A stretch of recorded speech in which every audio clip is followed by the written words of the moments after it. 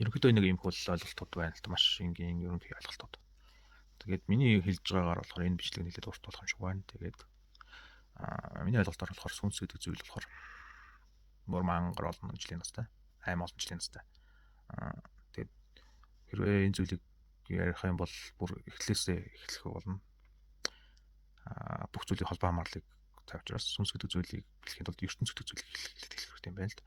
ертөнц гэдэг зүйл нь болохоор одоо энэ болохоор миний зөвхөн надад таалагдсан бөгөөд миний үзэл бодолтой нийцсэн бас би өөрөө энэ зүйлүүдийг итгэж үнэмшиж энэ зүйл юм байна гэдгийг л барьж авсан үзэл бодлоо хэлж байгаа шүү. Одооноос эхлээд. Тэр зүйлүүд нь юу вэ гэхээр ертөнц буюу сүнс нэг амьтаа гэж би үздэг. Сүнс болохоор маш олон жилийн настай, бараг өгш хүмүү бүр хэдэн тэрбум жилийн настай ч гэж магадгүй. Тэгээд хүний биед орж ирсэн буюу амьдрал эхэлсэн цаг үед учраас ухамсар сүнс бий болжээ. За тэр сүнс нь яадаг вэ гэхээр гурван хэмжээс ертөнцид ирж өөрийгөө ухамсарлаад ямар нэгэн зорилготой бор амьдруулдаг. Гэхдээ бид нэр өөрсдийн ухамсарын төвшнөөс хамаараад тэр зорилгоо умартаж мартдаг. Ийм л зүйл байгаа юм л да. Тэгэхээр сүнс гэхээс илүү зорилгоодын талаар ярил л да. Юу вэ гэхээр хүний сүнс өчнөө олон удаа хэдэн 100 удаа дахин төрөх боломжтой. Бүр хэдэн мянган удаач дахин төрөх боломжтой. Гэхдээ дахин төрөх болгондоо бид бүхний сүнс уламд ороод ч буурдаг нэгэн байхад бас өгсөн дэвшилдэг хүн нэгэнч байдаг шүү. Тэгээ тухайн сүнснийхөө мөн чанараас хамаарат гэсэн. Сүнсийг тамийн таваад маш олон удаа чанаж тэр хойд насны бүх турсамж үйл яврыг нь угаа цэвэрлээд нэгсэндээ ариутгаад бүр шинэ сүнс болгоод дахин төрүүлдэг.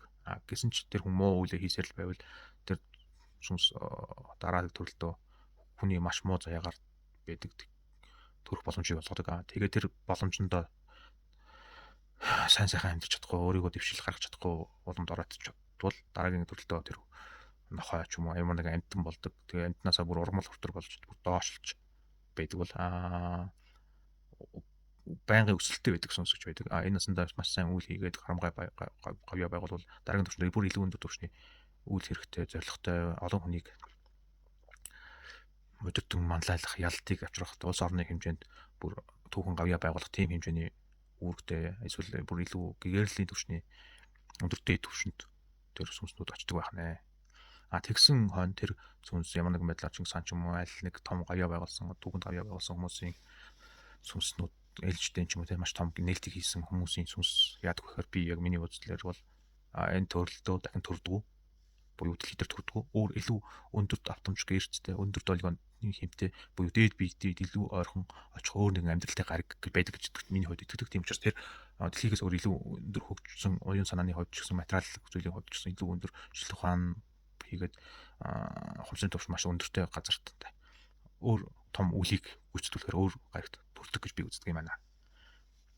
Тэгэхээр энэ талаас ярихад нөгөө юу гэж хэлэх гээд нөхөр дахиад л нөгөө дээд бие буюу high senor янз янзаар нэрээд байна л да. Дээд ухамсар гэж янз янзаар хэлээд тэ.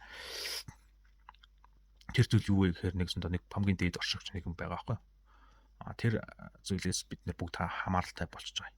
Буюу чиний сүнс миний сүнс гэсэн юм байхгүй. Энэ бүгд нь ерөөсөө том далай байлаа гэж бодоход ерөөсөө энэ зүйлүүдийн нэг хэсэг нь чиний дотор нэг жоохон цөөрөм байгаа байхгүй. Булган ч юм уу те. Тэр далай нэг хэсэг чамд байгаа л гэсэн үг. Тэгэхээр энэ бүгдтэй чи өөрөө холбогдно гэсэн үг. Энэ гэхдээ яадгүй гэхээр өг дээдсийн сүнс байж болно. Илүү дээд эрчмийн өг дээдс гавьяа байгуулсан хүмүүс чиний эрчмээр орж ирээд чамтай ингэж өөрийнхөө долгион татамжаар тааруулж харьцаж байгаа гэсэн. Өөрийнхөө бие тарихаар харьцснаа гэсэн. Тэгтэл энэ дээрээс нэгэн асуулт орж гарна. Тэгвэл тэр дээд татамжид орж чаддгүй хүмүүс гэж байдаг. Яг л тэр давтамжид буюу 3 хэмжээст долгиондоо таарсан 4 5 хэмжээсийн ертөнцид орж чадахгүй. Энэ өөрийнхөө амьдралын яг жинхэнэ утгач учраас биш. Өөр ямар нэгэн зүйлийг өөрийнхөө амьдралын утгач гэж ойлгоод тэр зүйлээр дээрээ дамжуулж явж идэг тийм нэг сүнсний хэлбэрүүд байгаад байдаг.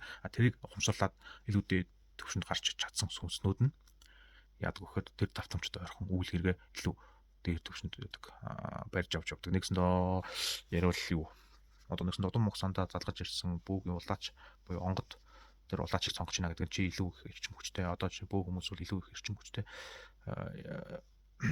Давтамж долгион өндөртэй учраас өөрийнхөө удам хугацааг засаж залруулж үйл хэргийг дээшлүүлэх гэж энэ 3 хэмжээс энэ дэлхийд төржээ. Энэ савшими ертөнцид төржээ. Тэгээд чи энэ үйл хэргийг гүйцэтгүүлээд илүү сайжруулж чадвар чи дэвшиж дээшлэх нэ. Ийм л учиртай. Дэвшиж дээшлээсээр явна гэсэн үг.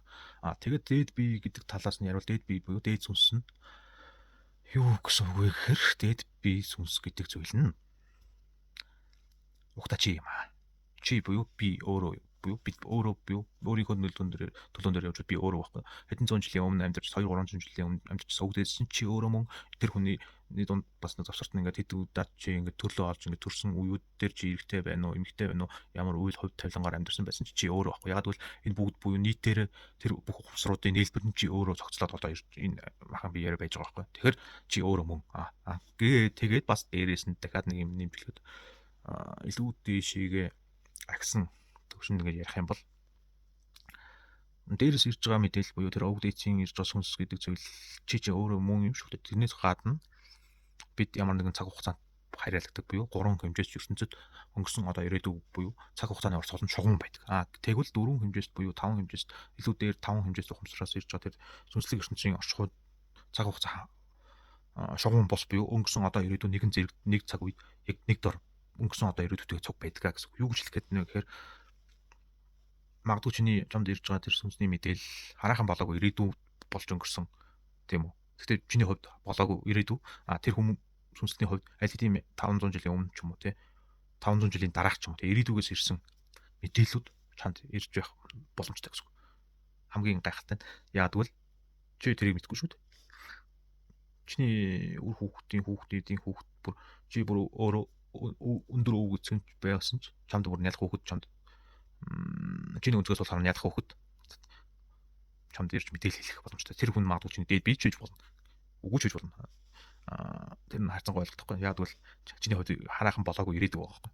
Тэр зүйлүүд чам дээр ирж мэдээллийг өгч байна гэсэн үг. Боломжтой. Бүх зүйл боломжтой гэдэг шиг. Тэр зүйлүүд боломжтой. Яг бол өнгөрсөн одоо ирээдүг гэдэг зүйл 3 хэмжээст хамаатай болохоос 5 хэмжээс ертөнцийн тэр хамаарлаггүй болохоор өнгөрсөнд биш ирээдүйдгээс ирж байгаа мэдээлэлч байж болно гэсэн үг. Илүү дээд ухамсартайгаа холбогдсон цаг хугацааны байрлалууд өөрчлөгдөд зөвхөн ертөнц гэдэг зүйлээр хязгаарлагдахгүй. Энэ нь болохоор олон ертөнц гэдэг зүйлээр бүр хязгаарлагдаад чиний бүр ингээд лавшруулж ярих юм бол бүр ингээд яг сүнс гэдэг зүйлээс хайлж л. Гэхдээ яг энэ бүх зүйлээ оршин тогтнохыг тайлбарлахад бол бүгднтэй холбоо хамаартай учраас энэ бүгдийг хэлж байгаа юм. Тийм учраас юу гэж хэлэх гээд нэхэр чиний энэ бүх зүйлүүд ингэж явсаран байгаад илүү өндөр түвшний өөр чинь хөлбөр агл гэсэн үг чи өөр. Тэр нь магадгүй дэлхий дээр энэ ертөнц буюу манай энэ галактик энэ ертөнц цус өөр гариг байдгүй гэж үзвэл байх боломжтой нэг хөлбөр нь олон ертөнцийн чи буюу төгс сэтгэл одоо юу гэдэг батаач гэдэг юм олон ертөнцийн дорч ч юм уу энэ хөлбөрүүд нь гэж явсаар байгаа илүү дээр үе өөр зэрэглэлийн ертөнцүүдийн чи чамаа бүтээсэн гэсэн үг байхгүй. Тэгсэндээ олон ертөнцийн онолыг тайлбарлах хэрэгтэй болчихж байна гэсэн үг. Чи өөрийнхөө энэ ертөнцийн хамгийн шилдэг хөлбөр нь гэж итгэж байвал чамаас илүү гарамгай болсон нэг хөлбөр байж болно. Тэгэхээр тэр ертөнцүүдийн хөлбөрүүд чи дурсамж буюу оюун санаагаараа бүгднтэй холбогдож чадна гэсэн үг. Болгож байна. Тэгэхээр юу нэг ганцхан ертөнцөөр хязгаарлагдахгүй энэ сүнсний орон зай болохоор маш олон хуваагдсан. Зэрэг хөрөмжөж болно, өнгөрсөн ч хөрөмжөж болно, ирээдүйд ч хөрөмжөж болно. Гэхдээ энэ бүх зүйлүүд аль хэдийн болоод өнгөрсөн зүйлүүд ч гэж болно. Ирээдүйд болох зүйлүүд ч гэж болох. Миний ярьж байгаа зүйл 500 жилийн дараа сонсох хүний одоо миний өөр вариант гэж хэлээ л да. Вариант би миний нэг хувилбар буюу би өөр 500 жилийн өмнөх миний одоо энэ ярьж байгаа зүйл 500 жилийн өмнөх хүн тэр ухамсараараа буюу сүнслэг байдлаараа холбогдоод энэ зүйлийг ойлгож авах ч болно. Эсвэл бүр ирээдүйгээс ирж байгаа мэдээллийг би чинь хүлээж авах тэр миний 2-300 жилийн өнгөрсөн хэдэн үеийн цаад хоёрт хамаагүй чулуун зүсгүй үеигчж магадгүй. Бүр тийм хүн миний одоо ярьж байгаа гар цусаа бариад иж байгаа зүйлийг гэдэг зүйлийг ойлгоод энэ одоо ямар гэж зүйл вэ гэдээ ирээдүгээс олж авчиж байгаа. Тэр тухайн үнийхээ хувьд тэр ирээдүгээс ирж байгаа мэдээлэл болж байгаа байхгүй. Тэрнтэй адилханаар миний одоо энэ ярьж байгаа зүйлийг магадгүй 500 2-300 жилийн өмнөх ирээдүйн хараахан болоогүй ирээдүйн тэр хүн яг энэ зүйлийг бодитойгоор оршиж байгаа гэсэн үг байна. Нэгсэндээ бүх зүйл нэг зэрэг өнгөрч болж өнгөрч байгаа учраас энийг ингэж яриад байгаа юм. Ийм л зүйл байгаа юм л да. Тэгэхээр энэ бүх зүйлүүд мөнхийн одоо гэдэг зүйлийг одоо хэлэх гээд байгаа юм л да. Мөнхийн одоо буюу бүх зүйл тасралтгүйгээр нэг цагт төвлөрнө гэсэн үг. Нэг цагт төвлөрнө гэдэг нь юу гэж хэлэх гээд нөхөр юу гэдгийг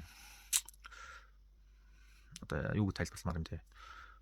Өнгөрсөн одоо ирээдүйд гэж байхгүй юм чинь бүх зүйл боломжтой болчихж байгаа юм. Тэгэхээр энэ зүйлүүд ингээ бүр ингээд ирээдүйн би өөрийгөө ч энэ ингэ зүйлийг ярьж ийн гэж мэддэггүйгээр ярьж иж болох байхгүй. Яг бол би энийг ингээд аль хэдийн ярьсан байхад тэр дурсамж нь би дата мэдээлэл хадгалагдаад үлдчихэв.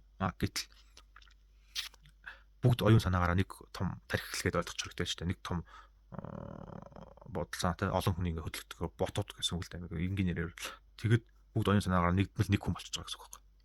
Ойлгож байна. За ийм байна. Тэгээд энэ бичлэгийг ингээд өндөрлөё.